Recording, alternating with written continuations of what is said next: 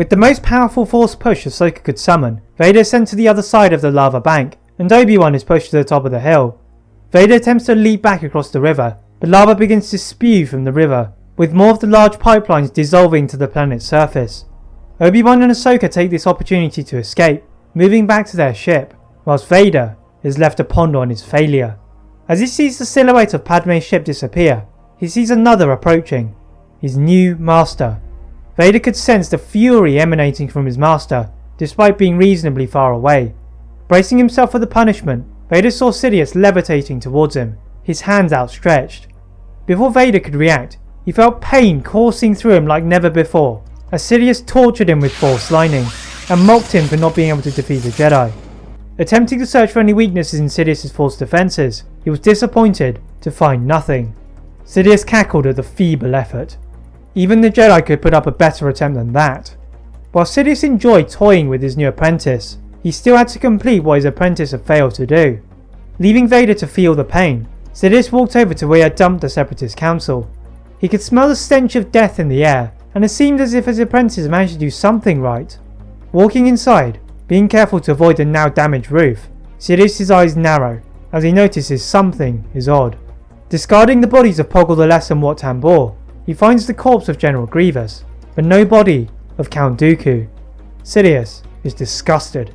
Trudging his way back out, he uses the Force to collapse the entire room, never wanting anything to do with this place ever again. Flying away, he sets about establishing his new galactic empire.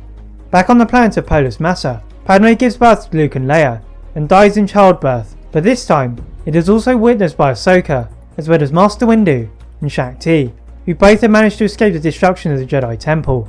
Master Windu is a shell of what was once a confident Jedi Council member, his pride shattered at what he had failed to see.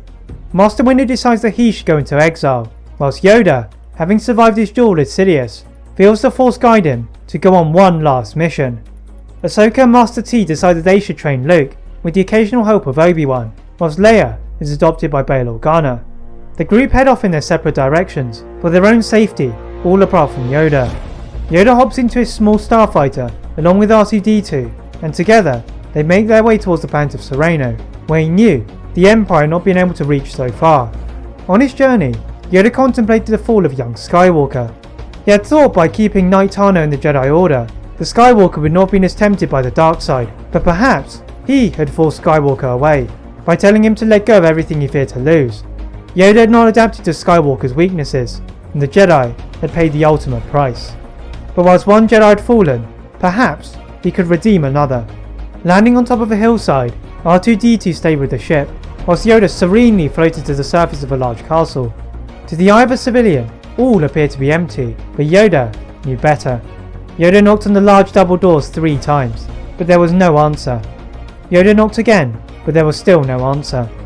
Yoda beckoned himself inside by gently pushing open the doors with the raise of his hand. Once inside, Yoda used his lightsaber to illuminate the dark rooms, making his way to the expansive and elaborately decorated throne room. What Yoda saw next would have shaken most mortals to their very core. There on a desk sat Darth Sidious, using the Force to levitate Dooku's head above his own, as if it was a mere trophy. Seeing his little green friend, Sidious discarded Dooku's head, which clattered into an ornate statue, before mocking Yoda for his lateness. Igniting his blade, Sidious pointed it straight at the middle of Yoda's head, telling him how he had failed as a master of Dooku, and how he had used Dooku as a pawn in his quest to defeat the Jedi. Yoda gripped his lightsaber tighter, unwilling to give in to the Sith Lord's taunts.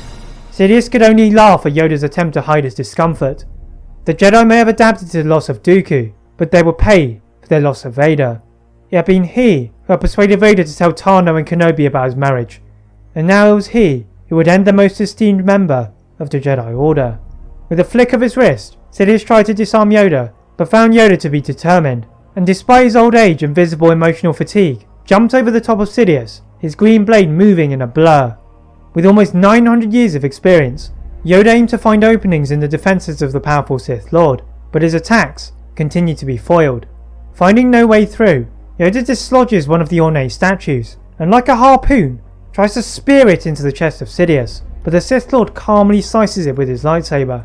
Sidious then uses a debris from the statue, and repels them towards Yoda, who puts up a shield with the Force, reflecting the pieces onto the wall.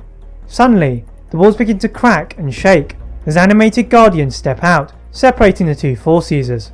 Knowing that the victory would not be won today, but Sidious and Yoda make their way to opposing exits, before making their way off of the planet.